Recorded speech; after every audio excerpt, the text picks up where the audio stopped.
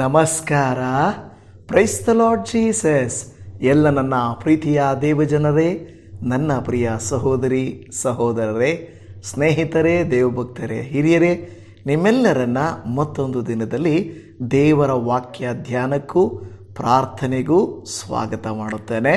ನೀವೆಲ್ಲರೂ ಚೆನ್ನಾಗಿದ್ದೀರಿ ಎಂದು ನಾನು ನಂಬುತ್ತೇನೆ ಮತ್ತು ನಿಮಗಾಗಿ ನಾನು ಪ್ರಾರ್ಥನೆ ಮಾಡುತ್ತೇನೆ. ನೀವಿರುವ ಸ್ಥಳಗಳಲ್ಲಿ ನಿಮಗೆ ಅನುಕೂಲಕರವಾದಂಥ ಸಮಯಗಳಲ್ಲಿ ದೇವರ ವಾಕ್ಯಗಳನ್ನು ಧ್ಯಾನ ಮಾಡಿ ಸಮಯವನ್ನು ಕಳೀತಾ ಇದ್ದೀರಾ. ಆ ದಿನದ ವಾಕ್ಯವನ್ನು ಆ ದಿನ ನೀವು ನೋಡಿ ದೇವರಲ್ಲಿ ಬೆಳೆಯುತ್ತಿರುವುದಕ್ಕಾಗಿ ನಾನು ಸಂತೋಷಿಸುತ್ತೇನೆ. ಒಂದೊಂದು ದಿನವೂ ದೇವರು ಒಂದೊಂದು ವಾಕ್ಯದ ಮೂಲಕವಾಗಿ ನಮ್ಮೊಟ್ಟಿಗೆ ಮಾತನಾಡುತ್ತಾರೆ. ನಮ್ಮದೇ ಪರಿಸ್ಥಿತಿಗಳನ್ನು ವಿಧ ವಿಧವಾದ ವಾಕ್ಯದಲ್ಲಿ ವಿಧ ವಿಧವಾದ ದೇವಭಕ್ತರ ಜೀವಿತಗಳ ಮೂಲಕವಾಗಿ ನಮಗೆ ತಿಳಿಯಪಡಿಸುತ್ತಾ ಇದ್ದಾರೆ. ಹಾಗಾದರೆ ದೇವಜನವೇ, ಈ ದಿನದ ವಾಕ್ಯ ಏನು ಅಂತ ನಿಮಗೆ ಗೊತ್ತಿದೆಯಾ? ದೇವಜನವೇ, ಒಬ್ಬ ವ್ಯಕ್ತಿಯ ನಿಜವಾದ ಗುಣವನ್ನು ತಿಳಿದುಕೊಳ್ಳಬೇಕಾದರೆ ಆ ವ್ಯಕ್ತಿ ಚೆನ್ನಾಗಿರುವಾಗಲ್ಲ, ಕಷ್ಟದಲ್ಲಿರುವಾಗ, ನಾವು ಸ್ವಲ್ಪ ಕದಲಿಸುವಾಗ, ಕೋಪ ತರಿಸುವಾಗ, ಆಗ ಆ ವ್ಯಕ್ತಿಯ ಅಸಲಿ ಗುಣ ನಮಗೆ ಕಾಣಿಸುತ್ತದೆ. ಸಾಧಾರಣವಾಗಿ ಬೇರೆ ಏನು ಕಾಣಿಸುವುದಿಲ್ಲ. ಒಂದು ನೀರು ಇದೆ ಅಂತ ತಿಳಿದುಕೊಳ್ಳಿ, ಒಳಗಡೆ ಎಷ್ಟು ಗಲೀಜಿದೆ ಅನ್ನುವಂಥದ್ದು ಮೇಲೆ ಇರುವಂಥ ನೀರನ್ನು ನೋಡಿ ತೀರ್ಮಾನ ಮಾಡೋಕ್ಕೆ ಆಗಲ್ಲ. ಸ್ವಲ್ಪ ಅಲ್ಲಿ ನೀರನ್ನು ಕದಲಿಸುವಾಗಲೇ ಅದು ಚರಂಡಿ ನೀರಾ ಇಲ್ಲ ಅಂದರೆ ಆ ನೀರು ಸ್ವಿಮ್ಮಿಂಗ್ ಪೂಲ್ ಥರ ಕ್ಲಿಯರ್ ಆಗಿರೋ ನೀರಾ ನಮಗೆ ಗೊತ್ತಾಗುತ್ತದೆ. ಅಂದರೆ ಕದಡುವಾಗ, ಕಷ್ಟಪಡಿಸುವಾಗ, ಸ್ವಲ್ಪ ಕೋಪ ತರಿಸುವಾಗ, ಸ್ವಲ್ಪ ನೋವು ತರಿಸುವಾಗ ನಿಜವಾದ ಅಸಲಿ ಗುಣ ಹೊರಗೆ ಬರುತ್ತದೆ. ಅದರ ಅರ್ಥ, ದೇವರು ಇವತ್ತು ನಿಮಗೂ ನನಗೆ ಹೇಳುವಂಥ ಮಾತು, ಕೆಲವು ಸಂದರ್ಭಗಳನ್ನು ನಾನು ನಿಮ್ಮ ಜೀವಿತದಲ್ಲಿ ಕದಡುತ್ತೇನೆ, ಆ ಕದಲಿಸ್ತೀನಿ, ಕೋಪ ಬರುವ ಹಾಗೆ ಮಾಡ್ತೀನಿ. ಆವಾಗ ನಿಮ್ಮ ಅಸಲಿ ರೂಪ, ಅಸಲಿ ನಂಬಿಕೆ, ಅಸಲಿಗೆ ನೀವು ನನ್ನನ್ನು ಪ್ರೀತಿಸ್ತಾ ಇದ್ದೀರಾ ಇಲ್ವಾ ಅನ್ನೋದು ಗೊತ್ತಾಗ್ಬಿಡುತ್ತೆ. ಹೌದಲ್ವಾ? ನೋಡಿ, ಮಕ್ಕಳನ್ನು ನೀವು ಎಷ್ಟು ದಿನ ಕೊಟ್ಟು ಕೊಟ್ಟು ಕೊಟ್ಟು ಹಾಗೇ ಇಟ್ಕೊಂಡಿರಿ, ಅವರು ಒಳ್ಳೆ ಮಕ್ಕಳಾಗಿ ಇರ್ತಾರೆ. ಮೊಬೈಲ್ ಕೇಳಿದಾಗ ಮೊಬೈಲ್ ಕೊಡುತ್ತಾ, ಅವ್ರು ಕೇಳಿದ್ದೆಲ್ಲ ಕೊಡಿಸುತ್ತಾ, ಅವರಿಗೆ ಸ್ವಾತಂತ್ರ್ಯವನ್ನು ಕೊಡುತ್ತಾ ನೀವು ಇದ್ದರೆ ಯಾವ ತೊಂದರೆನೇ ಇಲ್ಲ. ಯಾವಾಗ ರೂಲ್ಸ್ ಇಡ್ತೀವೋ, ಯಾವಾಗ ಮಾಡಬೇಡ ಅಂತೀವೋ, ಯಾವಾಗ ಕೊಡಲ್ಲ ಅಂತೀವೋ, ಆಗ ನಮ್ಮ ಮೇಲೆ ಅವರು ರೇಗ್ತಾರೆ. ಹಾಗಾದರೆ ಈ ದಿನ ವಾಕ್ಯ ಏನು ಹೇಳುತ್ತೋ ನೋಡೋಣ ಬನ್ನಿರಿ. ದೇವರ ವಾಕ್ಯದಲ್ಲಿ ಧರ್ಮೋಪದೇಶ ಕಾಂಡ ಗ್ರಂಥ 8ನೇ ಅಧ್ಯಾಯ 2ನೇ ವಚನ. ನಿಮ್ಮ ದೇವರಾದ ಯೆಹೋವನು ನಿಮ್ಮನ್ನು ಈ 40 ವರ್ಷ ಅರಣ್ಯದಲ್ಲಿ ನಡೆಸಿದ್ದನ್ನು ನೀವು ತನ್ನ ಆಜ್ಞೆಗಳನ್ನು ಕೈಕೊಳ್ಳುವವರೋ ಅಲ್ಲವೋ ಎಂದು ತಿಳುಕೊಳ್ಳುವುದಕ್ಕೆ ನಿಮ್ಮನ್ನು ಕಷ್ಟಕ್ಕೆ ಒಳಪಡಿಸಿ ನಿಮ್ಮ ಮನೋಭಾವವನ್ನು ಪರೀಕ್ಷಿಸಿದ್ದನ್ನು ನೆನಪಿಗೆ ತಂದುಕೊಳ್ಳಿರಿ. ನಿಮ್ಮ ನೆನಪಿಗೆ ತಂದುಕೊಳ್ಳಿರಿ. ಏನನ್ನ? ನಿಮ್ಮ ಮನೋಭಾವವನ್ನು ಪರೀಕ್ಷಿಸಿದ್ದು. ಯಾವ ಭಾವ? ಮನೋಭಾವ. ಅಂದರೆ ನಮ್ಮ ಮನಸ್ಸಿನ ಭಾವನೆಗಳನ್ನು ಪರೀಕ್ಷಿಸಿದನು. ಇಸ್ರಾಯೇಲ್ಯರು ಅವರು ದೇವರಲ್ಲಿ ನಡೆಯುತ್ತಾ ಇದ್ದರು. ಎಲ್ಲಿಯವರೆಗೂ ಆಕಾಶದಿಂದ ಮನ್ನವನ್ನು, ಆಕಾಶದಿಂದ ಬೆಳವಕ್ಕಿಗಳನ್ನು, ಬಂಡೆಯಿಂದ ನೀರನ್ನು, ಮರುಭೂಮಿಯಲ್ಲಿ ವರದೆಗಳಿಂದಲೂ ಕೆಂಪು ಸಮುದ್ರ ವಿಭಾಗ ಮಾಡಿ ದಾರಿಯನ್ನು ಮಾಡಿದರೋ ದೇವರು ತುಂಬ ಒಳ್ಳೆಯವರು ಆಗಿದ್ದರು. ಆದರೆ ಯಾವಾಗ ದೇವರು ಅವರನ್ನು ಮರೆತ ಹಾಗೆ ಅನಿಸಿತೋ, ಯಾವಾಗ ಅವರು ಕೇಳಿದ್ದು ಟೈಮ್ಗೆ ಸಿಗಲಿಲ್ವೋ, ಯಾವಾಗ ದೇವರು ಒದಗಿಸಲಿಲ್ಲವೋ, ಗುಣಗುಟ್ಟುವುದಕ್ಕೆ ಪ್ರಾರಂಭಿಸಿದರು. ಯಾವ ರೀತಿ ಗುಣಗುಟ್ಟುವುದಕ್ಕೆ? ನಾವು ಈ ಮರುಭೂಮಿಯಲ್ಲಿ ಸಾಯುವುದಕ್ಕೆ ಬಂದೆವಾ? ಈ ಅರಣ್ಯದಲ್ಲಿ ಸಾಯಿಸುವುದಕ್ಕೆ ನಮ್ಮನ್ನು ಕರ್ಕೊಂಡು ಬಂದ್ರಾ? ಇದಕ್ಕಿಂತ ಆ ಐಗುಪ್ತ ದೇಶದ ದಾಸತ್ವದಲ್ಲಿ ಸತ್ತಿದ್ರೆ ಚೆನ್ನಾಗಿರ್ತಾ ಇತ್ತಲ್ವಾ ಎಂದು ಹೇಳಿ ದೇವರಿಗೆ ವಿರುದ್ಧವಾಗಿ ಅವರು ನಡ್ಕೊಂಡ್ರು. ನೋಡಿ, ಮನುಷ್ಯನ ಸ್ವಭಾವ ಹೇಗಿರುತ್ತಂದರೆ ಕೊಟ್ಟಾಗ ಒಳ್ಳೆಯವರು, ಕೊಡದಿದ್ದಾಗ ಕೆಟ್ಟವರು. ಈ ರೀತಿಯಾದಂಥ ಮನೋಭಾವ ಇರುತ್ತದೆ. ಮೋಶೆ ಇಸ್ರಾಯೇಲರಿಗೆ ನೆನಪಿಸ್ತಾ ಇದ್ದಾರೆ. ಏನಂತ, ನೀವು 40 ವರ್ಷಗಳು ಅರಣ್ಯದಲ್ಲಿ ನಡ್ಕೊಂಡು ಬರ್ತಾ ಇದ್ದಾಗ ನಿಮ್ಮನ್ನು ಯಾಕೆ ಪರೀಕ್ಷಿಸಿದರು ದೇವರು ಅಂತ ಹೇಳಿದ್ರೆ, ತನ್ನ ಆಜ್ಞೆಗಳನ್ನು ಕೈಕೊಳ್ಳುವಿರೋ ಇಲ್ವೋ ಅಷ್ಟೇ. ನೀವು ಆತನ ಪರವಾಗಿ ನಿಲ್ಲುವಿರೋ ಇಲ್ವೋ, ನಿಮ್ಮ ಮನೋಭಾವವನ್ನು ನೋವುಪಡಿಸಿದ್ದು, ನಿಮ್ಮ ಮನಸ್ಸಿಗೆ ಗಾಯ ಆಗಿದ್ದು, ನಿಮಗೆ ಕೊರತೆ ಬಂದಿದ್ದು, ಕಷ್ಟಗಳು ಬಂದಿದ್ದು ಯಾಕೆ ಗೊತ್ತಾ? ದೇವರು ನೀವು ಎಂಥವರು, ನೀವು ನಿಜವಾಗಿ ದೇವರ ಆಜ್ಞೆಗಳನ್ನು ಕೈಕೊಳ್ಳುತ್ತೀರೋ ಇಲ್ಲವೋ ತಿಳ್ಕೊಳ್ಳಬೇಕೆಂದು ನಿಮ್ಮ ಮನೋಭಾವನೆಗಳನ್ನು ಪರೀಕ್ಷಿಸಿದ್ದನ್ನು ನೆನಪಿಗೆ ತಂದುಕೊಳ್ಳಿರಿ. ಹಲ್ಲೆಲೂಯಾ. ದೇವಜನವೇ, ಖಂಡಿತ ಪರೀಕ್ಷೆ ಒಳ್ಳೆಯದು, ಆದರೆ ಆ ಪರೀಕ್ಷೆಯಲ್ಲಿ ಸೋತರೆ ಪ್ರಯೋಜನ ಇಲ್ಲ. ಒಂದು ಹಡಗನ್ನು ತಯಾರು ಮಾಡಿ ಅದನ್ನು ಪರೀಕ್ಷಿಸುವುದಕ್ಕೆ ನೀರಲ್ಲಿ ಬಿಡ್ತಾರೆ. ನಾನು ಯಾವಾಗಲೂ ಹೇಳುತ್ತೇನೆ, ಹೌದು, ನೀರಿನಲ್ಲೇ ಇರುವುದಕ್ಕೆ ಹಡಗು ತಯಾರಿಸಲ್ಪಟ್ಟಿದ್ದರೂ ಕೂಡ ನೀರು ಮಾತ್ರ ಹಡಗಿನ ಒಳಗೆ ಬರಬಾರದು ಎಂಬುದು ಮುಖ್ಯವಾದ ತಾತ್ಪರ್ಯ. ಇವತ್ತು ದೇವರು ನಮ್ಮನ್ನು ಲೋಕದೊಳಗೆ ಕಷ್ಟಗಳ ಮಧ್ಯೆ, ಕಣ್ಣೀರುಗಳ ಮಧ್ಯೆ, ಪ್ರಯಾಸಗಳ ಮಧ್ಯೆ ಬಿಡುವಾಗ ನಾವು ಬೇರೆಯವರಂತೆ ಕುಗ್ಗಿ ಹೋಗುತ್ತೇವಾ? ಇಲ್ಲವೇ ದೇವರು ಕೊಟ್ಟಂಥ ವಾಗ್ದಾನಗಳನ್ನು ನಂಬಿ, ದೇವರು ಕೊಟ್ಟ ಆಜ್ಞೆಗಳನ್ನು ಅನುಸರಣೆ ಮಾಡಿ ಆತನಿಗೆ ಮೆಚ್ಚುಗೆಯಾಗಿ ನಡೆಯುತ್ತೇವಾ? ಈಗ ದೇವರ ವಾಕ್ಯ ಅವರಿಗೆ ಹೇಳಿತು, ನಿನ್ನ ದೇವರಾದ ಕರ್ತನನ್ನು ನಿನ್ನ ಪೂರ್ಣ ಹೃದಯದಿಂದಲೂ, ನಿನ್ನ ಪೂರ್ಣ ಪ್ರಾಣದಿಂದಲೂ, ಪೂರ್ಣ ಶಕ್ತಿಯಿಂದಲೂ, ಪೂರ್ಣ ಬುದ್ಧಿಯಿಂದಲೂ ಪ್ರೀತಿಸಬೇಕು ಎಂದು ಹೇಳಿತು. ಓಕೆ, ಕೊಟ್ಟಾಗ ಪ್ರೀತಿ ಮಾಡ್ತಾರೆ, ಅದ್ಭುತ ಮಾಡಿದಾಗ ಮಾಡ್ತಾರೆ. ಮಾಡದಿದ್ದಾಗ ಅದೇ ಮನಸ್ಸು, ಅದೇ ಪ್ರೀತಿ ದೇವರ ಮೇಲೆ ಇರುತ್ತಾ ಎಂಬುದು ಬಹಳ ಮುಖ್ಯ. ಮೋಶೆ ಅವರಿಗೆ ಹೇಳಿದರು, ಈ ರೀತಿ ದೇವರು ಮಾಡಿದ್ದು ನಿಮ್ಮ ಮನೋಭಾವವನ್ನು ಪರೀಕ್ಷಿಸಿದ್ದನ್ನು ನೆನಪಿಗೆ ತಂದುಕೊಳ್ಳಿರಿ.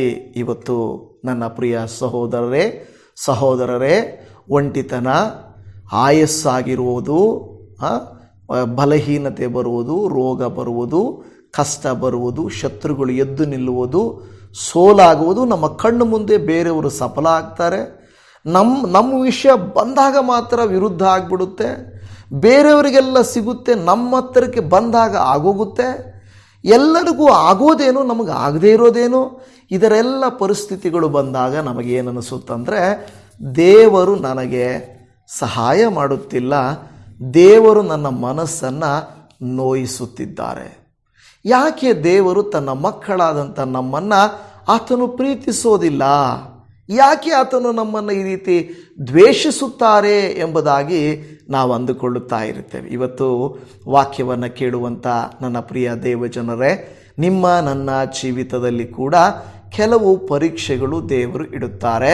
ನನ್ನ ಮಗಳು ಬೈಬಲ್ ಓದ್ತಾಳೋ ಇಲ್ವೋ, ಪ್ರಾರ್ಥನೆ ಮಾಡ್ತಾನೋ ಇಲ್ವೋ, ನನ್ನ ಚಿತ್ತದಂತೆ ನಡೀತಾನೋ ಇಲ್ವೋ, ಪಾಪಗಳು, ಕೆಟ್ಟತನಗಳು ಮನುಷ್ಯರ ಮೂಲಕ, ಲೋಕದ ಮೂಲಕ ಬಂದಾಗ ನಾವು ಅನುಸರಿಸುತ್ತೇವೋ ಇಲ್ಲವೋ ನೋಡೋಣ ಎನ್ನುವುದಕ್ಕಾಗಿ ದೇವರು ನಮ್ಮನ್ನು ಪರೀಕ್ಷಿಸಿದಾಗ, ನಮ್ಮ ಮನವನ್ನು ನೋಯಿಸಿದಾಗ, ನಮ್ಮ ಬಾಯಲ್ಲಿ ಏನು ಮಾತುಗಳು ಬರುತ್ತವೆ, ನಮ್ಮ ಹೃದಯದಲ್ಲಿ ಎಂಥ ಆಲೋಚನೆಗಳು ಹುಟ್ಟುತ್ತವೆ, ನಾವು ಎಂಥದ್ದನ್ನು ನೋಡಲಿಕ್ಕೆ ಪ್ರಾರಂಭಿಸುತ್ತೇವೆ, ಎಂಥದ್ದನ್ನು ಕೇಳಲಿಕ್ಕೆ ಪ್ರಾರಂಭಿಸುತ್ತೇವೆ ಎಂಬುದು ಬಹಳ ಮುಖ್ಯ. ಕೆಲವರು ಅಂದುಕೊಳ್ಳುತ್ತಾರೆ, ಹೇಗೂ ಚರ್ಚ್ಗೆ ಹೋದೆ, ಪ್ರಾರ್ಥನೆ ಮಾಡಿದೆ, ಎಲ್ಲ ಪ್ರಯತ್ನಗಳನ್ನು ಮಾಡದೆ ದೇವರೇನು ನನಗೆ ಉಪಯೋಗ ಇಲ್ಲ, ಪ್ರಯೋಜನ ಆಗಲಿಲ್ಲ, ಸಹಾಯ ಮಾಡಲಿಲ್ಲ. ನಾನು ಸಿನಿಮಾ ನೋಡುತ್ತೇನೆ, ನಾನು ಸೀರಿಯಲ್ಲು ನೋಡುತ್ತೇನೆ, ನಾನು ಬೇಕಾಗಿದ್ದು ತಿಂತೇನೆ, ಇಷ್ಟ ಪ್ರಕಾರ ಇರುತ್ತೇನೆ, ಹೇಗಿದ್ದರೂ ದೇವರು ಹೀಗೆ. ಇನ್ನು ಕೆಲವರಿಗೆ ದೇವರು ಪ್ರೀತಿ ಸ್ವರೂಪನು, ಅದೇನು ಪರವಾಗಿಲ್ಲ, ನನ್ನ ಇಷ್ಟಾನುಸಾರ ನಾನು ಜೀವಿಸ್ತೇನೆ ಅಂತ ಅಂದುಕೊಳ್ಳುತ್ತಾರೆ. ನನ್ನ ಪ್ರಿಯ ದೇವಜನರೇ, ಇವತ್ತು ದೇವರು ನಿಮ್ಮ ನನ್ನ ಜೀವಿತದಲ್ಲಿ ಮನೋವೇದನೆಯನ್ನು ಉಂಟು ಮಾಡಿದಾಗ, ಮನೋಭಾವವನ್ನು ಪರೀಕ್ಷಿಸಿ ನೋವುಪಡಿಸಿದಾಗ ನಾವು ಹೇಗೆ ಸ್ಪಂದಿಸ್ತೇವೆ? ಅಪ್ಪ, ನಿನ್ನ ಆಜ್ಞೆಗಳನ್ನು ಕೈಕೊಂಡು ನಡೆಯುತ್ತೇನೆ, ನಿನ್ನ ಚಿತ್ತದನ್ನು ಅನುಸರಿಸುತ್ತೇನೆ ಎಂದು ಹೇಳುತ್ತೇವಾ? ಇಲ್ಲವೇ ದೇವರನ್ನು ಮರೆಯುತ್ತೇವಾ? ದೇವರ ವಾಕ್ಯದಲ್ಲಿ ಜ್ಞಾನೋಕ್ತಿಗಳ ಗ್ರಂಥ ಮೊದಲನ ಅಧ್ಯಾಯ 17ನೇ ಅಧ್ಯಾಯ 3ನೇ ವಚನದಲ್ಲಿ 17:3 ಬೆಳ್ಳಿ ಬಂಗಾರಗಳನ್ನು ಪುಟ ಕುಲಿಮೆಗಳು ಶೋಧಿಸುವವು, ಹೃದಯಗಳನ್ನು ಶೋಧಿಸುವವನು ಯೆಹೋವನೇ. ನೋಡಿ, ಇಲ್ಲಿ ಉದಾಹರಣೆಯನ್ನು ಜ್ಞಾನಿಯಾದ ಸೊಲೊಮೋನನು ಹೇಳುತ್ತಿದ್ದಾನೆ. ಬೆಳ್ಳಿಯಾಗಲಿ ಬಂಗಾರಗಳನ್ನಾಗಲಿ ನಾವು ಪರೀಕ್ಷಿಸುವುದು ಹೇಗೆ, ಶೋಧಿಸುವುದು ಹೇಗೆ? ಪುಟಕ್ಕೆ ಹಾಕಿ, ಕುಲುಮೆಗಳಿಗೆ ಹಾಕಿ. ನೋಡುತ್ತೀರಿ ನೀವು ಕುಲುಮೆಗಳಲ್ಲಿ ಬಂಗಾರವನ್ನು, ಬೆಳ್ಳಿ ಬಂಗಾರವನ್ನು, ಕಬ್ಬಿಣವನ್ನು ಬೆಂಕಿಯಲ್ಲಿ ಹೇಗೋ ಶೋಧಿಸ್ತಾರೆ. ಈ ಬೆಂಕಿಯಲ್ಲಿ ಪುಟಕ್ಕೆ ಹಾಕುವಾಗ ಅದರ ಒಂದು ಪ್ರಾಮುಖ್ಯತೆ, ಪರಿಶುದ್ಧತೆ ಗೊತ್ತಾಗುತ್ತದೆ. ಹಾಗಾದರೆ ನಮ್ಮನ್ನು ಪರೀಕ್ಷಿಸೋದು ಬೆಂಕಿಯಲ್ಲಿ ಹಾಕಿನ, ನೀರಲ್ಲಿ ಹಾಕಿನ, ಎಲ್ಲಿ ಹಾಕಿ ನಮ್ಮನ್ನು ಶೋಧಿಸಬೇಕು? ನಮ್ಮನ್ನು ಪರೀಕ್ಷಿಸೋರು ಯಾರು? ಇಲ್ಲಿ ವಾಕ್ಯ ಹೇಳುತ್ತದೆ, ನಮ್ಮ ಹೃದಯಗಳನ್ನು ಶೋಧಿಸುವವನು ಯೆಹೋವನೇ. ದೇವರು ನಮ್ಮನ್ನು ಬೆಂಕಿಯಲ್ಲಿ ಹಾಕಬೇಕಾಗಿಲ್ಲ, ನೀರಿನಲ್ಲಿ ಹಾಕಿ ನೋಡಬೇಕಾಗಿಲ್ಲ. ಬದಲಾಗಿ ನಮ್ಮನ್ನು ನಮ್ಮ ಕ್ರಿಯೆಗಳಲ್ಲಿ, ನಮ್ಮ ಪ್ರಯಾಸಗಳಲ್ಲಿ, ನಮ್ಮ ಅನುದಿನದ ಜೀವಿತಗಳಲ್ಲಿ, ಅವುಗಳಲ್ಲಿ ನಾವು ಹೇಗೆ ಮಾತಾಡ್ತೇವೆ, ಹೇಗೆ ನಡ್ಕೊಳ್ತೇವೆ, ಹೇಗೆ ಸ್ಪಂದಿಸ್ತೇವೆ, ಇದನ್ನು ಕೆಲವರು ಹೇಳ್ತಾರೆ, ನಾನು ಚರ್ಚಿಗೆ ಹೋಗಲ್ಲ. ಯಾಕೆ ಹೋಗಲ್ಲ? ಯಾಕೆಂದರೆ ನನಗೆ ಇಷ್ಟ ಇಲ್ಲ, ನನಗೆ ಅಲ್ಲೇನು ಒಳ್ಳೇದು ಅನಿಸಲ್ಲ, ಅದರಲ್ಲೇನು ಸತ್ಯ ಇಲ್ಲ. ಆ ರೀತಿಯಾಗಿ ಮಾತಾಡಲಿಕ್ಕೆ ಪ್ರಯತ್ನಿಸ್ತಾರೆ. ನನಗೆ ಚರ್ಚು ಬೇಡ ಅಲ್ವಾ, ನನಗೆ ಸಭೆ ಬೇಡ, ನನಗೆ ಜನರು ಬೇಡ, ನಮ್ಮ ಮನೆಗೆ ಪಾಸ್ಟ್ರು ಬರೋದು ಬೇಡ, ನನಗೆ ವಾಕ್ಯ ಬೇಡ, ಅದನ್ನು ಹಾಕಬೇಡ. ಅದು ಸುಮ್ಮನೆ ಏನೋ ತಲೆನೋವು ಬರ್ತದೆ ನೋಡುವಾಗ ಅಂದುಕೊಳ್ಳುತ್ತಾರೆ. ದೇವಜನವೇ, ದೇವರ ವಾಕ್ಯ ನಮ್ಮ ಮನಸ್ಸುಗಳಿಗೆ ಸಮಾಧಾನ. ದೇವರು ನಮ್ಮ ಹೃದಯಗಳನ್ನು ಶೋಧಿಸುವವನು ಎಂದು ದೇವರ ವಾಕ್ಯ ಹೇಳುತ್ತಾ ಇದೆ. ಕೀರ್ತನೆಗಳ ಗ್ರಂಥದಲ್ಲಿ 17ನೇ ಕೀರ್ತನೆಯಲ್ಲಿ 3ನೇ ವಾಕ್ಯದಲ್ಲಿ, ನೀನು ನನ್ನ ಹೃದಯವನ್ನು ಪರೀಕ್ಷಿಸಿದರು, ರಾತ್ರಿ ವೇಳೆ ವಿಚಾರಿಸಿದರು, ನನ್ನನ್ನು ಪುಟಕ್ಕೆ ಹಾಕಿ ಶೋಧಿಸಿದರು, ಯಾವ ದುರಾಲೋಚನೆಯಾದರೂ ನನ್ನಲ್ಲಿ ದೊರೆಯುವುದಿಲ್ಲ, ನನ್ನ ಬಾಯಲ್ಲಿಯೂ ತಪ್ಪಿಲ್ಲ. ಈ ಸಾಕ್ಷಿ ನನ್ನ ಲೈಫಲ್ಲಿ, ನಿಮ್ಮ ಲೈಫಲ್ಲಿ ಇದೆಯಾ? ಕೆಲವು ಸಂದರ್ಭಗಳಲ್ಲಿ ಹಗಲಲ್ಲಿ ಕೆಲವರು ಚೆನ್ನಾಗಿರ್ತಾರೆ, ಭಾನುವಾರ ದಿನ ಚೆನ್ನಾಗಿರ್ತಾರೆ, ಶುಭ ಕಾರ್ಯಗಳಲ್ಲಿ ಚೆನ್ನಾಗಿರ್ತಾರೆ. ಕಷ್ಟದ ದಿನಗಳಲ್ಲಿ, ಶೋಧನೆಯ ದಿನಗಳಲ್ಲಿ, ನೋವಿನ ದಿನಗಳಲ್ಲಿ ನಾವು ಹೇಗಿರುತ್ತೇವೆ? ರಾತ್ರಿಗಳಲ್ಲಿ ಹೇಗಿರುತ್ತೇವೆ? ಯಾರೂ ನಮ್ಮ ಮನೆಯಲ್ಲಿ ಇಲ್ಲದಿರುವಾಗ ನಾವು ಹೇಗಿರುತ್ತೇವೆ? ಯಾವುದನ್ನು ನೋಡುತ್ತೇವೆ? ಏನನ್ನು ಕೇಳುತ್ತೇವೆ? ಇದು ಬಹಳ ಮುಖ್ಯವಾದಂಥ ಕಾರ್ಯ. ದೇವರು ಜನರ ಮಧ್ಯೆಯೂ ಒಂಟಿಯಾಗಿದ್ದಾಗ್ಯೂ, ಯಾರೂ ನೋಡದೇ ಇದ್ದಾಗ್ಯೂ ನಿಮ್ಮನ್ನು, ನನ್ನನ್ನು ಶೋಧಿಸಿ, ಪರಿಶೋಧಿಸಿ ಆತನು ತಿಳಿದುಕೊಳ್ಳುತ್ತಾನೆ. ಮನುಷ್ಯರ ಮುಂದೆ ನಟನೆ ಮಾಡುವುದಲ್ಲ. ಇಲ್ಲಿ ಹೇಳುತ್ತಾ ಇರುವಂಥದ್ದು, ನೀನು ನನ್ನ ಹೃದಯವನ್ನು ಪರೀಕ್ಷಿಸಿದರು. ಓಕೆ, ರಾತ್ರಿ ವೇಳೆ ವಿಚಾರಿಸಿದರು. ಯಾಕೆ ಮತ್ತೆ ಕೀರ್ತನೆಗಾರನು ರಾತ್ರಿ ವೇಳೆಯ ಬಗ್ಗೆ ಹೇಳ್ತಾ ಇದ್ದಾರೆ? ರಾತ್ರಿಗಳು ಅಂಧಕಾರಗಳು, ಕತ್ತಲೆಗಳು, ವಿಶ್ರಾಂತಿಯ ಸಮಯಗಳು ಸೈತಾನನಿಗೆ ಹೆಚ್ಚು ಪ್ರಾಶಸ್ತ್ಯ ಕೊಡುವಂಥ ಸೈತಾನನ ಕೃತ್ಯಗಳು. ಯಾಕೆಂದರೆ ಅಂಧಕಾರದ ಅಧಿಪತಿ, ಲೋಕಾಧಿಪತಿ ಆಗಿರುವಂಥ ಸೈತಾನನು ಪಾಪ ಮಾಡುವುದಕ್ಕೆ ಅವಕಾಶಗಳನ್ನು ಕಲ್ಪಿಸಿಕೊಡುವುದಕ್ಕೆ ಈ ರಾತ್ರಿಗಳನ್ನು ಉಪಯೋಗಿಸಿಕೊಳ್ಳುತ್ತಾನೆ. ರಾತ್ರಿ ಕೆಟ್ಟದ್ದಲ್ಲ, ಸೈತಾನೇನು ಉಂಟು ಮಾಡಲಿಲ್ಲ, ಆದರೆ ಅದನ್ನು ಉಪಯೋಗಿಸಿಕೊಳ್ಳುತ್ತಾನೆ. ದೇವರ ಮಕ್ಕಳು ಬೆಳಕಿಗೆ ಬರುತ್ತಾರೆ, ಅಂಧಕಾರದ ಮಕ್ಕಳು ಆ ಕತ್ತಲೆಗೆ ಹೋಗ್ತಾರೆ. ಕಳ್ಳತನ ಮಾಡೋರನ್ನ ನೋಡಿರಿ, ವ್ಯಭಿಚಾರ ಮಾಡುವಂಥವ್ರನ್ನ ನೋಡಿರಿ, ಅನೇಕ ಕೆಟ್ಟ ಕಾರ್ಯಗಳನ್ನು ಮಾಡುವಂಥವ್ರನ್ನ ನೋಡಿರಿ. ರಾತ್ರಿಯ ಜಾವಗಳನ್ನು ಪ್ರಿಪೇರ್ ಮಾಡ್ತಾರೆ. ಆ ಟೈಮ್ಗಳಲ್ಲಿ ಅವರು ಕೆಟ್ಟತನವನ್ನು ಮಾಡುತ್ತಾರೆ.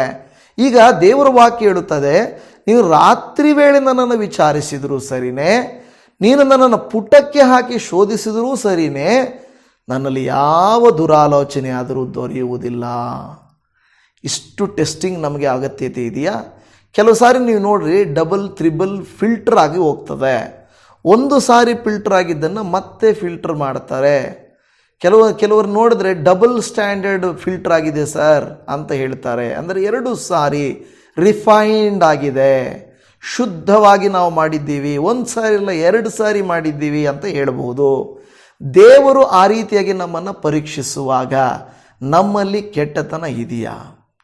ದಾವೀದ ಭಕ್ತನು ಮಾಡಿದಂಥ ಪಾಪವು ಅವನಿಗೆ ಮಾತ್ರ ಗೊತ್ತಿತ್ತು ಅಂದುಕೊಂಡಿದ್ದನು. ಹೌದು, ಆ ಉರಿಯನನ್ನು ಕೊಲ್ಲಿಸಿದ್ದು, ಏನೇನು ಪ್ಲ್ಯಾನ್ ಮಾಡಿದ್ದು ಯಾರಿಗೂ ಆಚೆ ಬರಲಿಲ್ಲ. ತಾನು ಕೂಡ ಮಾಡಿದ ಪಾಪವನ್ನು, ಬೆರ್ಷೆಬಳೊಂದಿಗೆ ಮಾಡಿದ ಪಾಪವನ್ನು ಆರಾಮಾಗಿ ಇದ್ದುಬಿಟ್ಟಿದ್ದಾನೆ. ಯಾರಿಗೂ ಏನಿಲ್ಲ. ಏನಂದ್ಕೊಂಡ್ರು? ಯುದ್ಧದಲ್ಲಿ ಪಾಪ ಅವನು ಸತ್ತ. ಆ ಸತ್ತ ಹೆಂಡತಿಯನ್ನು ಪಾಪ ನೋಡಿ, ಈ ಸ್ತ್ರೀಯನ್ನು ಅದರ ಬಾಳು ಕೊಟ್ಟಿದ್ದಾನೆ ಅರಸ ಅಂದುಕೊಳ್ಳುವ ರೀತಿಯಲ್ಲಿ ನಡ್ಕೊಂಡ. ಕೆಲವು ಸಾರಿ ಮನುಷ್ಯರು ಹಾಗೆ ಅಲ್ವಾ? ಮೇಲ್ನೋಟಕ್ಕೆ ಒಂದು ಕ್ರಿಯೆಗಳನ್ನು ಮಾಡಿದರೂ ಉಳ್ನೋಟಕ್ಕೆ, ಅಂದರೆ ಒಳಗಡೆ ಇರುವಂಥ ನೋಟಕ್ಕೆ ಸ್ವಾರ್ಥ, ಕೋಪ, ದ್ವೇಷ, ಸುಳ್ಳು ಇದೆಲ್ಲವನ್ನು ಇಟ್ಟುಕೊಂಡಿರ್ತಾರೆ. ಅದರಿಂದ ದಾವೀದನು ಅರಸನಾಗಿ ಚೆನ್ನಾಗಿ ಆಳ್ವಿಕೆ ಮಾಡುತ್ತಾ ಇದ್ದಾನೆ. ಆದರೆ ಯಾವಾಗ ದೇವರು ಇದನ್ನು ಏನು ಮಾಡಿದರು? ಪ್ರವಾದಿಯ ಮೂಲಕ ಹೋಗಿ ನಾತಾನ್ ಹೋಗ್ಬಿಟ್ಟು ಅವನ ಮುಂದೆ ಹೇಳ್ತಾನೆ, ಅಯ್ಯ, ಈ ಥರ ಒಂದು ತಪ್ಪು ನಡೆದಿದೆ, ಏನು ಮಾಡಬೇಕು? ಆ ರೀತಿ ತಪ್ಪು ಮಾಡಿದವನನ್ನು ಸುಮ್ಮನೆ ಬಿಡಬಾರ್ದು ಅಂತಾರೆ. ಆಗ ತಪ್ಪು ಮಾಡಿದವನು ಯಾರು ಗೊತ್ತಾ? ನೀವೇ ಅರಸರೇ ಅಂತಾನೆ. ಅಯ್ಯೋಯ್ಯೋ, ಈ ನನ್ನ ಪಾಪವನ್ನು ಯಾರಿಗೆ ಗೊತ್ತಾಯಿತು? ಯಾರು ಹೇಳಿದರು? ನಿಗೂಢವಾಗಿಟ್ಟಿದ್ದೆ, ಬಚ್ಚಿಟ್ಟಿದ್ದೆ. ಯಾರಿಗೆ ಗೊತ್ತಾಯಿತು? ಹೇಗೆ ಗೊತ್ತಾಯಿತಿದು? ಆ ದೇವರು ತಿಳಿಸಿದಾಗ ಅವನು ಹೇಳಿದನು, ದೇವರೇ, ನಾನು ಪಾಪಿ ಎಂದು ನಾನೇ ಒಪ್ಪಿಕೊಂಡಿದ್ದೇನೆ. ನನ್ನ ಪಾಪವು ಯಾವಾಗಲೂ ನಿನ್ನ ಮುಂದೆ ಇದೆ. ನಿನಗೆ ತಪ್ಪು ಮಾಡಿದ್ದೇನೆ, ನಿನ್ನ ದೃಷ್ಟಿಗೆ ಕೆಟ್ಟದಾಗಿರುವುದನ್ನೇ ಮಾಡಿದ್ದೇನೆ ಅಂತ ಹೇಳಿ ದಾವೀದನು ಒಪ್ಪಿಕೊಳ್ಳುವುದನ್ನು ನಾವಿಲ್ಲಿ ನೋಡುತ್ತಾ ಇದ್ದೇವೆ. ಅದಕ್ಕೆ ಹೇಳ್ತಾ ಇದೆ, ಯಾರು ಪರೀಕ್ಷಿಸಿ ನೋಡಬೇಕಾದ್ರೆ ನಾನು ಒಳ್ಳೆಯ ಅರಸ, ನಾನು ಒಳ್ಳೆಯ ಮನುಷ್ಯ ಅಂತ ಹೊರಗಡೆ ಹೇಳ್ಬೋದು. ಆದರೆ ಪರೀಕ್ಷಿಸುವಾಗ ಸಿಕ್ಕಾಕ್ಕೊಳ್ತೇವೆ. ಮನುಷ್ಯರ ಪರೀಕ್ಷೆಗೆ ಕೆಲವರು ಹೇಳ್ಬೋದು, ಇವರೆಲ್ಲ ಕ್ಲಿಯರ್ ಇದ್ದಾರೆ, ED ಮುಂದೆ ಹೋಗ್ಬೋದು, CBI ಮುಂದೆ ಹೋಗ್ಬೋದು, ಯಾವ ಇನ್ವೆಸ್ಟಿಗೇಷನ್ ಮುಂದೆನೂ ಕ್ಲೀನ್ ಚಿಟ್ ಕೊಟ್ಟುಬಿಡ್ಬೋದು, ಇವರಲ್ಲಿ ಯಾವ ತಪ್ಪು ಕಾಣಿಸ್ತಾ ಇಲ್ಲ ಅಂತ. ಬಟ್ ದೇವರ ದೃಷ್ಟಿಯಲ್ಲಿ ತಪ್ಪಿಸಿಕೊಳ್ಳಲಿಕ್ಕೆ ಸಾಧ್ಯ ಇರುವುದಿಲ್ಲ. ಇಲ್ಲಿ ಅದಕ್ಕೆ ಹೇಳ್ತಾ ಇರೋದು, ನೀನು ಎಷ್ಟು ನನ್ನನ್ನು ಒಂದು ಪರೀಕ್ಷೆ ಮಾಡು. ಅಲ್ಲಿ ಹೇಳ್ತಾ ಇರೋದು, ಪರೀಕ್ಷೆ ಮಾಡು, 2 ವಿಚಾರಿಸಿ ನೋಡು, 3 ಪುಟಕ್ಕೆ ಹಾಕಿ ಪರಿಶೋಧಿಸು. 1 ಅಲ್ಲ, 2 ಅಲ್ಲ, 3 ತ್ರಿಬಲ್ ಲೇಯರ್ ಟೆಸ್ಟ್ ನೋಡಿದ್ದು. ಹೇಳಿದಾಗ ನಾನು ಹೃದಯನ ಪರೀಕ್ಷಿಸಿ ನೋಡಬೇಕಾದ್ರೆ, ನೀನು ರಾತ್ರಿ ಬೇಕಾದರೆ ವಿಚಾರಿಸಿ ನೋಡು, ಇನ್ನೂ ಅದರ ಪುಟಕ್ಕೆ ಹಾಕಿ ನನ್ನ ಪರೀಕ್ಷೆಯನ್ನು ಶೋಧಿಸಿ ನೋಡು. ಕೆಲವು ನಿಮಗೆ ಗೊತ್ತಿದೆ, ತಪ್ಪು ಮಾಡಿದವರನ್ನು ಪೊಲೀಸ್ ಸ್ಟೇಷನಲ್ಲಿ ಕರ್ಕೊಂಡು ಹೋಗ್ತಾರೆ. ಪೊಲೀಸ್ ಸ್ಟೇಷನಲ್ಲಿ ಕರ್ಕೊಂಡು ಹೋಗ್ಬಿಟ್ಟು ಅವರು ಮೊದಲು ಕೇಳ್ತಾರೆ. ಇವರು ಹೇಳ್ತಾರೆ, ನಿಜವಾಗಿಯೂ ಇಲ್ಲ, ನಮ್ಮ ತಾಯ ಆಣೆ ಇಲ್ಲ, ನಮ್ಮ ಅಪ್ಪನ ಹಣೆ ಇಲ್ಲ, ಏನೇನೋ ಆಣೆ ಮಾಡ್ತಾರೆ. ಇಲ್ಲ ಸರ್, ನಾನು ತಪ್ಪು ಮಾಡಿಲ್ಲ ಸರ್, ನನ್ನ ಮಾತು ಕೇಳಿ ಸಾರ್ ಅಂತ ಹೇಳ್ತಾರೆ. ಪೊಲೀಸರು ಅಲ್ಲಿಗೆ ಬಿಡ್ತಾರಾ? ಬಿಡಲ್ಲ. ಟ್ರೀಟ್ಮೆಂಟ್ ಸ್ಟಾರ್ಟ್ ಮಾಡ್ತಾರೆ. 1st degree, 2nd degree, 3rd degree ಅಂತ ಒಂದರ ನಂತರ ಒಂದು ಮಾಡ್ತಾರೆ. ಸಾಧಾರಣವಾಗಿ ಲಾಠಿಯಿಂದ ಹೊಡೆದು ಕೇಳ್ತಾರೆ. ಅಲ್ಲೂ ಇಲ್ಲ ಅಂದರೆ 2nd ಡಿಗ್ರಿಗೆ ಹೋಗ್ತಾರೆ, 3rd ಡಿಗ್ರಿಗೆ ಹೋಗ್ತಾರೆ. ನಾವು ಅದೆಲ್ಲ ಗೊತ್ತಿಲ್ಲ ಹೇಗೆ ಮಾಡ್ತಾರಂತ, ಬಟ್ ಕೇಳಿಸ್ಕೊಂಡಿದ್ದೀನಿ. ಅದು ಡಿಗ್ರಿಗಳನ್ನು, ಅಂದರೆ ಪನಿಷ್ಮೆಂಟ್ ತೀವ್ರತೆಯನ್ನು ಜಾಸ್ತಿ ಕೊಟ್ಟಾಗ ಸಹಿಸಲಾಗದೆ ನಿಜಾನ ಒಪ್ಕೊಂಡ್ಬಿಡ್ತಾರೆ. ತಪ್ಪು ಮಾಡೇ ಇಲ್ಲ ಅಂದರೆ, ಸರ್ ನಾನು ಮಾಡೇ ಇಲ್ಲ, ನಾನು ಹೆಂಗೆ ಒಪ್ಕೊಳ್ಳಿ? ಮಾಡದೇ ಇರೋದನ್ನು. ಆದರೆ ಮಾಡಿದರೆ ಒಪ್ಕೊಂಡ್ಬಿಡ್ತಾರೆ. ಆಮೇಲೆ ಅವರಿಗೆ ನೋಡಿ, ಈ ರೀತಿ ದೇವರ ಮುಂದೆ 3rd ಪರೀಕ್ಷೆ ಆದರೂ ಕೂಡ ನೀನು ಪರೀಕ್ಷಿಸು, ವಿಚಾರಿಸು, ಪುಟಕ್ಕೆ ಹಾಕಿ ಶೋಧಿಸು, ಯಾವ ದುರಾಲೋಚನೆಯೂ ಸಿಕ್ಕುವುದಿಲ್ಲ. ನನ್ನ ಬಾಯಲ್ಲಿ ತಪ್ಪಿಲ್ಲ. ಮೊದಲ ಸಾರಿ ದಾವೀದನು ಹೇಳಿರ್ಬೋದು, ನಾನೇನು ತಪ್ಪು ಮಾಡಿಲ್ವೇ ಅಂದಿರ್ಬೋದು. ಬಟ್ ಯಾವಾಗ ಈ ಥರ ನೀವೇ ಮಾಡಿದ್ದೀರಿ ಅಂದಾಗ, ಅಯ್ಯೋಯ್ಯೋ, ನನ್ನ ರಹಸ್ಯವಾದವುಗಳೆಲ್ಲ ಗೊತ್ತಾಗ್ಬಿಟ್ವೆ ಅಂತ ತಿಳ್ಕೊಳ್ತಾನೆ.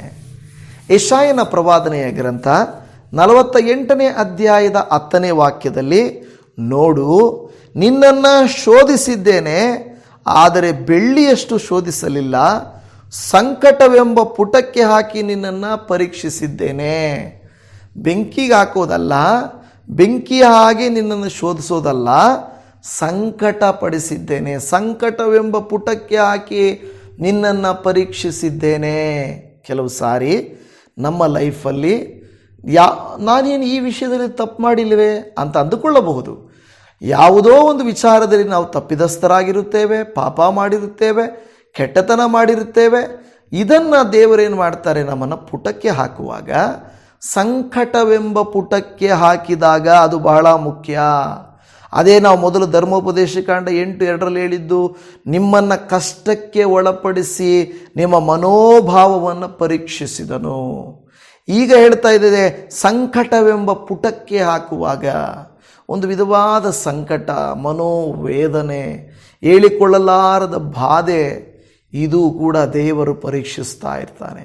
ನನ್ನ ಮಗಳು, ನನ್ನ ಮಗನು ನನ್ನಲ್ಲಿ ಉಳಿಯುತ್ತಾಳಾ ಇಲ್ಲವಾ ನಾನು ನೋಡಬೇಕು ಅನ್ನುವುದಕ್ಕಾಗಿ ಕಾಯ್ತಾ ಇರ್ತಾನೆ. ನನ್ನ ಪ್ರಿಯ ದೇವಜನವೇ, ಹೇಳ್ತದೆ, ಪುಟಕ್ಕೆ ಹಾಕಿ ನಿಮ್ಮನ್ನು ಪರೀಕ್ಷಿಸಿದ್ದೇನೆ, ಜಯಿಸ್ತೀರಾ ಸೋಲ್ತೀರಾ ಅನ್ನೋದು ಮುಖ್ಯವಾದಂಥ ವಿಚಾರವಾಗಿದೆ. ಕೀರ್ತನೆಗಳ ಗ್ರಂಥದಲ್ಲಿ 66:10 ವಾಕ್ಯದಲ್ಲಿ ದೇವರೇ, ನಮ್ಮನ್ನು ಶೋಧಿಸಿದಿ, ಬೆಳ್ಳಿಯನ್ನು ಪುಟಕ್ಕೆ ಹಾಕುವ ಮೇರೆಗೆ ಶುದ್ಧಿ ಮಾಡಿದಿ. ಪುಟಕ್ಕೆ ಹಾಕುವ ಮೇರೆಗೆ, ಅಷ್ಟರ ಮಟ್ಟಿಗೆ ಉದಾಹರಣೆ ಮಾತ್ರ ಹೇಳ್ತಾ ಇರೋದು, ಅಷ್ಟರ ಮಟ್ಟಿಗೆ ನಮ್ಮನ್ನು ನೀವು ಶೋಧಿಸಿದ್ರಿ. ಕ್ಲೀನ್ ಮಾಡಲೇಬೇಕಲ್ವಾ, ಶುದ್ಧ ಮಾಡಲೇಬೇಕಲ್ವಾ, ಪರೀಕ್ಷೆ ಮಾಡಲೇಬೇಕಲ್ವಾ? ಯಾಕೆ ನನ್ನ ಆಜ್ಞೆಗಳನ್ನು ನೀವು ಕೈಕೊಂಡು ನಡೀತೀರೋ ಇಲ್ವೋ, ಪರಿಶುದ್ಧತೆಯನ್ನು ನೀತಿವಂತಿಕೆಯನ್ನು ಕಾಪಾಡಿಕೊಳ್ತೀರೋ ಇಲ್ವೋ ಎಂದು ನೋಡುವುದಕ್ಕಾಗಿ ಪರೀಕ್ಷೆಗಳು ಬಂದವು. ಅಂಥ ಪರೀಕ್ಷೆಗಳಲ್ಲಿ ನಾವು ಸೋಲ್ತೇವಾ ಗೆಲ್ತೇವಾ ನಾವು ನೋಡಬೇಕಾದದ್ದು ಬಹಳ ಬಹಳ ಮುಖ್ಯವಾದಂಥ ಕ್ರಿಯೆ. ನನ್ನ ಪ್ರಿಯ ದೇವಜನವೇ, ದೇವರು ಅನೇಕ ವಿಧವಾಗಿ ಅನೇಕ ಭಕ್ತರನ್ನು ಪರೀಕ್ಷಿಸಿದನು. ಕೆಲವರೆಲ್ಲ ಸೋತು ಹೋದರು. ಕೆಲವರಿಗೆ ನೋಡಿ, ಸಂಸೋನಂಥವನಿಗೆ ಸ್ತ್ರೀಯರಿಗೆ ಆದಂಥ ಒಂದು ಪರೀಕ್ಷೆ, ದಾನಿಯೇಲ, ಶದ್ರಕ್, ಮೇಷಕ್, ಅಬೇದ್ನೆಗೋಗೆ ಅರಸನಿಗೆ ಕೊಡುವಂಥ ಆಹಾರದಿಂದ ಪರೀಕ್ಷೆ, ಯೋಸೇಫನಿಗೆ ಪೋಟಿಫರನ ಹೆಂಡತಿಯಿಂದ ಪರೀಕ್ಷೆ, ಈಗ ನಡುವಾಗ ಯಾಕೋಬನಿಗೆ ಅಲ್ಲಿ ನಾವು ನೋಡುವಾಗ ಐಶ್ವರ್ಯದಿಂದ ಪರೀಕ್ಷೆ. ಹೀಗೆ ಪರೀಕ್ಷೆ ಮಾಡಿದರು. ಅನೇಕರು ಗೆದ್ದರು, ಕೆಲವರು ಸೋತು ಬಿದ್ದರು ಅಲ್ವಾ? ಅನನೀಯ ಸಫೈರಳ ಕುರಿತಾಗಿ ನೀವು ನೋಡ್ತೇವೆ, ದೇವ್ರನ್ನ ಪರೀಕ್ಷೆ ಮಾಡೋಕ್ಕೆ ಹೋಗ್ತೀರಾ ಅಂತ ಹೇಳಿ ನಾವು ನೋಡುತ್ತೇವೆ, ಅವರು ಸೋತರು. ನನ್ನ ಪ್ರೀತಿ ಜನವೇ, ನಾವು ದೇವರ ಆಜ್ಞೆಗಳನ್ನು ಕೈಕೊಂಡು ನಡೆಯುತ್ತೇವಾ ಇಲ್ವಾ ಇದನ್ನು ದೇವರು ನೋಡ್ತಾರೆ. ನಡೀತಾರ ಇಲ್ವಾ ಅನ್ನೋದು ದೇವರ ಒಂದು ಪರೀಕ್ಷೆಯಾಗಿದೆ. ಜ್ಞಾನೋಕ್ತಿಗಳ ಗ್ರಂಥ 25:4 ಬೆಳ್ಳಿಯಿಂದ ಕಲ್ಮಶವನ್ನು ತೆಗೆದುಹಾಕಿದರೆ ಅಕ್ಕಸಾಲಿಗನಿಗೆ ಬೇಕಾದ ಪಾತ್ರೆಯಾಗುವುದು. ಆ ಬೆಳ್ಳಿಯಿಂದ ಏನು ಮಾಡಬೇಕು, ಕಲ್ಮಶವನ್ನು ತೆಗೆದು ಹಾಕಿದರೆ ಅಕ್ಕಸಾಲಿಗನಿಗೆ ಬೇಕಾದ ಪಾತ್ರೆಯಾಗುವುದು. ಇವತ್ತು ನಾವು ಕೂಡ ಬೇಕಾದ ಪಾತ್ರೆಯಾಗಬೇಕಾದರೆ ನಮ್ಮನ್ನು ದೇವರು ಶುದ್ಧಿ ಮಾಡಬೇಕು, ಪರೀಕ್ಷಿಸಬೇಕು. ಪರೀಕ್ಷೆ ಇಲ್ಲದೆ ವಿದ್ಯಾರ್ಥಿಗಳಿಗೆ ಮಾರ್ಕ್ಸ್ ಇಲ್ಲ, ಮುಂದಕ್ಕೆ ಹೋಗೋಕ್ಕೆ ಕಷ್ಟವಾಗ್ತದೆ. ಇಂಟರ್ವ್ಯೂಗಳಿಲ್ಲದೆ ಜಾಬ್ ಕೊಡೋಕ್ಕೆ ಆಗಲ್ಲ. ಟೆಸ್ಟ್ ಮಾಡದೆ ಪದಾರ್ಥಗಳನ್ನು, ಮೊಬೈಲ್ಗಳನ್ನು, ಥಿಂಗ್ಸನ್ನು ಟೆಸ್ಟೆಡ್ ಓಕೆ ಅಂತ ಹಾಕಿರ್ತಾರೆ. ನೀವು ನೋಡಿ, ಟೆಸ್ಟೆಡ್ ಓಕೆ ಯಾಕೆಂದರೆ ಅದು ಮಿಕ್ಸಿ ಆನ್ ಮಾಡಿರ್ತಾರೆ ಅಲ್ವಾ, ಪ್ರತಿಯೊಂದು ಫ್ರಿಜ್ಜು ಆನ್ ಮಾಡಿರ್ತಾರೆ, ಎಲ್ಲ ಟೆಸ್ಟೆಡ್ ಓಕೆ, ಹೌದು ಇದು ಸರಿಯಾಗಿ ಕೆಲಸ ಮಾಡ್ತಾ ಇದೆ, ಇದರ ಉದ್ದೇಶವನ್ನು ನೆರವೇರಿಸ್ತಾ ಇದೆ. ಇವತ್ತು ನಿಮ್ಮನ್ನು ನನ್ನನ್ನು ದೇವರು ಪರೀಕ್ಷಿಸಿ, ಎಸ್ ನಾನು ಪರೀಕ್ಷಿಸಿದ್ದೇನೆ, ಚೆನ್ನಾಗಿ ನನ್ನ ಚಿತ್ತದ ಮೇರೆಗೆ ಕೆಲಸ ಮಾಡ್ತಾ ಇದ್ದಾನೆ ಅನ್ನುವುದಕ್ಕಾಗಿ ಮಾತ್ರವೇ ಇಲ್ಲಿ ನಾವು ನೋಡ್ತಾ ಇದ್ದೇವೆ. ನನ್ನ ಪ್ರಿಯ ದೇವಜನರೇ, ಆದ್ದರಿಂದ ನಮ್ಮಲ್ಲಿರುವಂಥ ಬಲಹೀನತೆಯನ್ನು, ಪಾಪವನ್ನು ತೆಗೆದುಹಾಕಲಿಕ್ಕೆ ಏನಾದರೂ ಒಂದು ಉದಾಹರಣೆಗೆ ನೀವು ಒಂದು ಮಡಿಕೆ ಮಾಡುವ ಕುಂಬಾರನನ್ನು ನೋಡಿರಿ. ಕುಂಬಾರನು ಮಡಿಕೆಯನ್ನು ಚೆನ್ನಾಗಿ ಹದ ಮಾಡಿ ಮಣ್ಣು ಇದು ಮಾಡ್ತಾ ಇರ್ತಾನೆ. ಮಧ್ಯದಲ್ಲಿ ಕಲ್ಲೋ ಏನಾದರೂ ಸಿಕ್ತು ಅಂದರೆ ಅದನ್ನು ಎತ್ತಿ ಬಿಸಾಡ್ತಾನೆ, ಅದರಲ್ಲೇ ಹಾಕುವುದಿಲ್ಲ, ಏಕೆಂದರೆ ಅದು ಮಿಕ್ಸ್ ಆಗುವುದಿಲ್ಲ. ನಮ್ಮಲ್ಲಿ ಯಾವುದಾದ್ರೂ ಒಂದು ಕಲ್ಮಶ ಇದ್ದರೆ ದೇವರು ತೆಗೆಯಬೇಕೆಂದು ನೋಡುತ್ತಾರೆ, ನಮ್ಮಿಂದ ಬೇರ್ಪಡಿಸಬೇಕೆಂದು ನೋಡುತ್ತಾರೆ, ಅದು ನಮ್ಮನ್ನು ಶುದ್ಧಿ ಮಾಡಲಿಕ್ಕಾಗಿ ನೋಡುತ್ತಾರೆ. ಇವತ್ತು ನಿಮ್ಮನ್ನು ನನ್ನನ್ನು ಪರೀಕ್ಷಿಸುವಾಗ ನಾವು ಹೇಗಿರ್ತಾ ಇದ್ದೀವಿ? ಯೋಬನ ಕುರಿತು ಪ್ರತ್ಯೇಕವಾಗಿ ಹೇಳಬೇಕಾಗಿಲ್ಲ. ಯೋಬನ ಗ್ರಂಥ 23:10 ಮತ್ತು 11 ಆತನಾದರೂ ನನ್ನ ದಾರಿಯನ್ನು ಬಲ್ಲನು. ಆತನೇ ನನ್ನನ್ನು ಶೋಧಿಸಿ ನೋಡಿದರೆ ಚೊಕ್ಕ ಬಂಗಾರವಾಗಿ ಕಾಣಿಸುವೆನು. ಆತನ ಹೆಜ್ಜೆಯ ಚಾಡಿನಲ್ಲಿ ಕಾಲಿಟ್ಟಿದ್ದೇನೆ, ಓರೆಯಾಗದೆ ಆತನ ದಾರಿಯನ್ನೇ ಹಿಡಿದಿದ್ದೇನೆ. ಎಷ್ಟೊಂದು ಕಷ್ಟಗಳು ಈತನ ಜೀವಿತದಲ್ಲಿ ಬಂದವು, ಯೋಬನ ಜೀವಿತದಲ್ಲಿ. ಆದರೆ ಯೋಬನು ಹೇಳುತ್ತಾ ಇದ್ದಾನೆ, ಆತನಾದರೂ ನನ್ನ ದಾರಿಯನ್ನು ಬಲ್ಲನು, ಆತನೇ ನನ್ನನ್ನು ಶೋಧಿಸಿ ನೋಡಿದರೆ. ಈಗ ಇಲ್ಲೊಂದು ಪ್ರಶ್ನೆ ಬರುತ್ತದೆ, ಯೋಬನು ನೀತಿವಂತನಾಗಿದ್ದನು, ಆಶೀರ್ವದಿಸಲ್ಪಟ್ಟಿದ್ದನು, ಗಂಡನ ಹೆಂಡತಿ, ಮಕ್ಕಳು, ಆಸ್ತಿ, ಐಶ್ವರ್ಯ, ಭಕ್ತಿ, ನೀತಿವಂತಿಕೆ ಎಲ್ಲ ಚೆನ್ನಾಗಿತ್ತು. ಆದರೆ ಸೈತಾನನಿಗೆ ಇದನ್ನು ನೋಡಿ ಸಹಿಸಲಿಕ್ಕೆ ಆಗಲಿಲ್ಲ.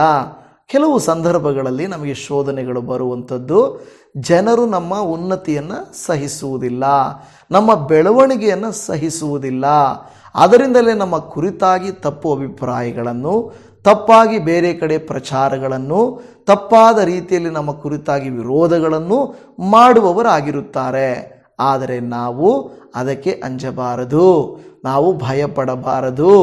ಕರ್ತನಿಗೆ ನಮ್ಮನ್ನು ಒಪ್ಪಿಸಿಕೊಟ್ಟು, ದೇವರೇ ನೀನು ನನ್ನನ್ನು ನಡೆಸು ಎಂದು ಹೇಳುವಂಥವರು ಆಗಿರಬೇಕು. ಈಗ ಸೈತಾನನನ್ನು ಸಹಿಸಲಿಲ್ಲ, ಯೋಬನಿಗೆ ವಿರುದ್ಧವಾಗಿ ಏನು ಮಾಡಿದನು, ಈ ಒಂದು ಸೈತಾನ ಎದ್ದು ನಿಂತನು. ಹಾಗೆ ನಮ್ಮ ಜೀವಿತದಲ್ಲಿ ಅನೇಕ ಹೋರಾಟಗಳು, ಪ್ರಯಾಸಗಳು ಬರುತ್ತವೆ. ಇಂಥ ಸಂದರ್ಭದಲ್ಲಿ ಯೋಬನು ಹೇಳ್ತಾನೆ, ನನ್ನನ್ನು ಶೋಧಿಸಿ ನೋಡಿದರೆ ಚೊಕ್ಕ ಬಂಗಾರವಾಗಿ ಕಾಣಿಸುವೆನು. ಟೆಸ್ಟ್ ಮಾಡ್ಕೊಳ್ಳಿ ಬಿಡು. ನಾವೇನೂ ಎತ್ಕೊಂಡಿಲ್ಲ ಅಂದರೆ ಎಷ್ಟು ಧೈರ್ಯವಾಗಿ ಹೇಳ್ತಾರೆ ಗೊತ್ತಾ, ಮುಂದಕ್ಕೆ ಬಂದು. ಉದಾಹರಣೆಗೆ ಎಲ್ಲೋ ಒಂದು ಗುಂಪಲ್ಲಿ ಯಾರೋ ಒಬ್ಬರು ಎತ್ಕೊಂಡು ಬಿಟ್ಟಿರ್ತಾರೆ, ಬಸ್ಸಲ್ಲಿ ಹೋಗ್ತಾ ಇರ್ತಾರೆ. ಬಸ್ಸಲ್ಲಿ ಹೋಗ್ತಾ ಇರಬೇಕಾದ್ರೆ ಯಾರ್ದು ಚೈನೋ ದುಡ್ಡು ಏನೋ ಕಳೆದೋಗಿದೆ ಅಂತಾರೆ. ಯಾರು ಎತ್ಕೊಂಡಿದ್ದಾರೋ ಅವರು ಸ್ವಲ್ಪ ಹಿಂದೆ ಹೋಗ್ತಾರೆ. ಈಗಿನ ಕಾಲದಲ್ಲಿ ಎಲ್ಲ ಟೆಕ್ನಿಕ್ ಇದೆ ಬಿಡಿ. ಯಾರು ಎತ್ಕೊಂಡಿಲ್ವೋ ಚೆಕ್ ಮಾಡಿ, ನನ್ನ ಹತ್ರ ಇದ್ದರೆ ನೋಡ್ರಿ ಅಂತ ಹೇಳಿ ಧೈರ್ಯವಾಗಿ ಹೋಗ್ತಾರೆ. ಯಾಕಂದರೆ ಅವ್ರು ಎತ್ಕೊಂಡಿರಲ್ಲ, ಅವ್ರಿಗೆ ಧೈರ್ಯ ಇದೆ. ಆದರೆ ಕಳ್ಳತನ ಮಾಡಿದವ್ರಿಗೆ ಮುಂದೆ ಹೋಗಲಿಕ್ಕೆ ಸಾಧ್ಯ ಇರೋದಿಲ್ಲ. ಹಾಗೆ ಯೋಬನು ಕೂಡ ನನ್ನನ್ನು ಪರೀಕ್ಷಿಸಿ ನೋಡಲಿ, ನಾನು ಚೊಕ್ಕ ಬಂಗಾರವಾಗಿ ಕಾಣಿಸ್ತೀನಿ. ಯಾಕೆ, ನಾನು ಆತನ ಹೆಜ್ಜೆಯಲ್ಲಿ ಕಾಲಿಟ್ಟಿದ್ದೇನೆ, ಓರೆಯಾಗದ ಆತನ ದಾರಿಯನ್ನೇ ಹಿಡಿದಿದ್ದೇನೆ. ನಾನು ಸರಿಯಾಗಿ ಹೋಗ್ತಾ ಇದ್ದೀನಪ್ಪ, ನಾನು ಯಾಕೆ ಚಿಂತೆ ಮಾಡಬೇಕು? ಯಾರಾದರೂ ಬಂದು ಕೇಳಿದರೆ ನಾನು ಉತ್ತರ ಕೊಡ್ತೇನೆ, ನೀವು ಪರೀಕ್ಷೆ ಮಾಡ್ಕೊಳ್ಳಿ ಬಿಡ್ರಿ, ನೋಡಲಿ ಬಿಡ್ರಿ ಅನ್ನುವ ರೀತಿಯಲ್ಲಿ ಯೋಬನು ಹೇಳುತ್ತಾ ಇದ್ದಾನೆ. ಇವತ್ತು ಆ ಧೈರ್ಯ ನಮಗಿದೆಯಾ? ಆಯಿತು ಬಿಡು, ದೇವರು ಪರೀಕ್ಷೆ ಮಾಡಲಿ, ಯಾರು ಬೇಕಾದರೂ ಪರೀಕ್ಷೆ ಮಾಡಲಿ, ನನ್ನ ಜೀವನ ಹೇಗಿದೆ ಅಂತ ನನಗೆ ಗೊತ್ತು, ನಾನು ಯಾವ ಅಡ್ಡಿನೂ ಮಾಡೋದಿಲ್ಲ ಎಂಬುದಾಗಿ. ದೇವರು ತಾನೇ ಇವತ್ತು ನಿಮಗೂ ನನಗೂ ಆ ರೀತಿಯಾಗಿ ಸಹಾಯ ಮಾಡಲಿ. ಕರ್ತನ ಸಮ್ಮುಖದಲ್ಲಿ ನಮ್ಮನ್ನು ಒಪ್ಪಿಸಿಕೊಡೋಣ. ದೇವಾದಿ ದೇವನ ಕೈಗೆ ಒಪ್ಪಿಸಿಕೊಟ್ಟು, ದೇವರೇ ನನಗೆ ಸಹಾಯ ಮಾಡಿಕೊಡು, ಪರೀಕ್ಷಿಸಿದರೆ ನಾನು ಪರೀಕ್ಷಿಸಲ್ಪಡುವಾಗ ಜಯಿಸ್ತೇನೆ ಎಂಬ ವಿಶ್ವಾಸ ನಮಗಿರಲಿ. ಪ್ರಾರ್ಥನೆ ಮಾಡಿಕೊಳ್ಳೋಣ. ಪರಮ ತಂದೆಯೇ, ನೀವೊಳ್ಳೆಯವರಾದ ಕರ್ತನು ಯೋಬನ ಜೀವಿತದಲ್ಲಿ, ದಾವೀದನ ಜೀವಿತದಲ್ಲಿ, ಯೋಸೇಫನ ಜೀವಿತದಲ್ಲಿ ಪರೀಕ್ಷೆ ಮಾಡಿದಾಗ ಅವರೆಲ್ಲರೂ ಚೊಕ್ಕ ಬಂಗಾರದಂತೆ ಕಾಣಿಸಲ್ಪಟ್ಟರು. ಹೌದು ಸ್ವಾಮಿ ದೇವರೇ, ಆದರೆ ಕೆಲವರು ಬಿದ್ದು ಹೋದರು. ಯೇಸುವೆ, ಇವತ್ತು ನಮ್ಮ ಮಾತಾಗಲಿ, ನಡವಳಿಕೆ ಆಗಲಿ, ಜೀವಿತವಾಗಲಿ ಒಂದಲ್ಲ, ಎರಡಲ್ಲ, ಮೂರಲ್ಲ, ಎಷ್ಟು ಸಾರಿ ನಮ್ಮನ್ನು ಪರೀಕ್ಷಿಸಿ ನೋಡಿದರು. ನಾವು ಪರಿಶುದ್ಧತೆಯನ್ನು, ನೀತಿವಂತಿಕೆಯನ್ನು, ನಿಮ್ಮ ಮಕ್ಕಳೆಂಬುದನ್ನು ರುಜುಪಡಿಸುವುದಕ್ಕೆ ನಮಗೆ ಸಹಾಯ ಮಾಡಿಕೊಡಿರಿ ಅಪ್ಪ. ನಾವು ಎಂದಿಗೂ ನಮ್ಮ ಪಾಪಗಳನ್ನು ಬಚ್ಚಿಡದೆ ನಿನ್ನ ಚಿತ್ತಕ್ಕೆ ಒಳಪಡಿಸಲ್ಪಟ್ಟು ನಾವು ಧೈರ್ಯವಾಗಿ ಎಲ್ಲವನ್ನು ಎದುರಿಸುವುದಕ್ಕೆ ನಮಗೆ ನೀವು ಕೃಪೆಯನ್ನು ತೋರಿಸಬೇಕಾಗಿ ಪ್ರಾರ್ಥನೆ ಮಾಡುತ್ತಾ ಇದ್ದೇವೆ ಅಪ್ಪ. ಹೌದು, ನಿನ್ನನ್ನು ಕೂಗಿ ಕರೆಯುವ ನಮ್ಮಲ್ಲಿ ಯಾವ ಪಾಪ ದ್ರೋಹಗಳು, ಕೆಟ್ಟತನಗಳು ದೇವರೇ ಕರ್ತನೇ ಲೆಕ್ಕಕ್ಕೆ ಬಾರದಿರಲಿ. ಸಕಲ ಪಾಪಗಳನ್ನು ಪರಿಹರಿಸುವ ಆತನು, ಶುದ್ಧೀಕರಿಸುವ ಆತನಾಗಿರುವ ನಿನ್ನ ನಾಮದಲ್ಲಿ ನಮ್ಮೆಲ್ಲರನ್ನು ಒಪ್ಪಿಸಿಕೊಡುತ್ತೇವೆ. ಮತ್ತು ಈ ದಿನ ಈ ಕುಟುಂಬದಲ್ಲಿ ಸಮಾಧಾನ, ಇವರ ಜೀವಿತದಲ್ಲಿ ನೆಮ್ಮದಿ, ಬೇಕಾಗಿರುವಂಥ ಎಲ್ಲ ಕರ್ತನ ದೇವರೇ ಸಕ್ಸಸ್ಸನ್ನು ಕೊಟ್ಟು ನೀನು ತಾನೇ ಆಶೀರ್ವಾದ ಕೃಪೆಗಳನ್ನು ಸುರಿಯ ಮಾಡಬೇಕೆಂದು ಈ ವಾಕ್ಯ ಅನುಸಾರವಾಗಿ ಇವರಿಗೆ ಆಶೀರ್ವಾದಗಳನ್ನು ಕೊಟ್ಟು ಯಾವ ಕಣ್ಣೀರು, ದುಃಖ, ವೇದನೆಗಳು ಬಾರದಂತೆ ಸುಖವಾಗಿ ಸಮಾಧಾನವಾಗಿದ್ದು ನಿನ್ನ ನಾಮ ಘನಪಡಿಸುವಂತೆ ನೀವು ಆಶೀರ್ವದಿಸಬೇಕೆಂದು ಸೇರಿ ಬಂದ ವಾಕ್ಯವನ್ನು ಕೇಳಿದ ಪ್ರತಿಯೊಬ್ಬರನ್ನು ಅವರ ಅಗತ್ಯಗಳನ್ನು ನಿನ್ನ ಕೈಯಲ್ಲಿ ಸಮರ್ಪಣೆ ಮಾಡುತ್ತಾ ನಮ್ಮ ರಕ್ಷಕನು, ಕರ್ತನು, ಒಡೆಯನು, ಕ್ರಿಸ್ತನಾಗಿರುವ ನಜರೇತಿನ ಯೇಸು ಕ್ರಿಸ್ತನ ನಾಮದಲ್ಲಿ ಪ್ರಾರ್ಥಿಸುತ್ತೇವೆ ತಂದೆಯೇ, ಆಮೇನ್, ಆಮೇನ್, ಆಮೇನ್. ನನ್ನ ಪ್ರಿಯ ದೇವಜನರೇ, ನಿಮ್ಮೆಲ್ಲರಿಗೂ ರಕ್ಷಕನಾದ ಯೇಸು ಕ್ರಿಸ್ತನ ಪ್ರೀತಿಯುಳ್ಳ ಮೊದಲ ನಾಮದಲ್ಲಿ ವಂದನೆಗಳು. ವಾಕ್ಯವನ್ನು ಇದುವರೆಗೂ ಕೇಳಿದ್ದಕ್ಕೆ ಧನ್ಯವಾದಗಳು. ಕರ್ತನ ಕೃಪಾಶೀರ್ವಾದಗಳು ನಿಮ್ಮ ಮೇಲಿರಲಿ. Shalom. Praise the Lord Jesus. God bless you. Amen.